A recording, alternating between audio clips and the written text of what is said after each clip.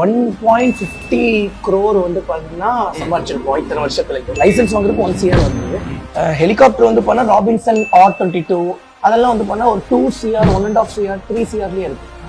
நிறைய பேருக்கு வந்து பண்ணா நீ வெள்ளியங்காடுனே தெரிய மாட்டேங்கிறா. வெள்ளியங்காட்டுல போய் பெரிய வெள்ளியங்காட்டு தெரியல கலந்துக்கும் அப்படிங்கும்போது ஊரே வாங்க போறேன் என்ன ஊருக்காரன்னு தெரியாம என்ன அப்படின்னு சொல்லி சும்மா வாங்கிடுவோம்ல சம்பாதிப்போம் ஃபியூச்சர்ல. மந்த்லி இன்கம் எவ்வளவு வரும் டிடி பாருங்க மந்த்லி? அது நீங்க அது உங்களுக்கு தெரியணும்னா உங்களுக்கு வந்து பண்ணா என்னோட யூடியூப் வீடியோ தரேன் நீங்க பாருங்க. ரிவீல் பண்ணிட்டேன். 80 lakhs சொன்னீங்க. 80 lakhs இப்போ எவ்வளவு வரும்? ரீசன்ட் டேஸ்ல வந்து எவ்வளவு 80 lakhs எவ்வளவு நாளைக்கு சொல்லுவீங்க?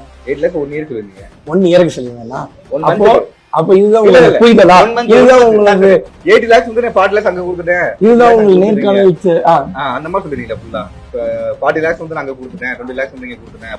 1.50 crore வந்து பாத்தீங்கன்னா சம்பாதிச்சிருக்கோம் இத்தனை வருஷத்துல. இத்தனை வருஷத்துல அதுல 50 lakh பக்கம் வந்து பாத்துட்டீங்கன்னா டொனேஷன்ஸ்க்கே போயிருக்கும்னு சொல்லியிருக்கேன். 1 crore இருக்கு petrol, food, accommodation, bike cost, petrol, travel, அங்க இருக்கக்கூடிய தனி லைசன்ஸ் அப்படின்னு சொல்லி எவ்வளவு போயிட்டு நினைச்சு பாருங்க. நீங்க சொல்லுங்க, நீங்க ஒரு ஊருக்கு போறீங்க, உங்களுக்கு ஃபுட்டுக்கு எவ்வளவு செலவாகும்?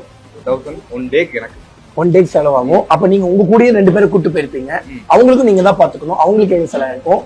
அப்ப ரூம் எடுப்பீங்க, அங்க உங்களுக்கு எவ்வளவு செலவாகும், பெட்ரோலுக்கு எவ்வளவு செலவாயிருக்கும், இல்ல அவங்க வண்டிக்கு நீங்க ஸ்பான்சர் பண்ணிருப்பீங்க, அதுக்கு எவ்வளவு செலவாகும்? சும்மா சொல்லுங்க. அந்த மாதிரி தான் 1 டேக்கு 10,000 ஆகாது.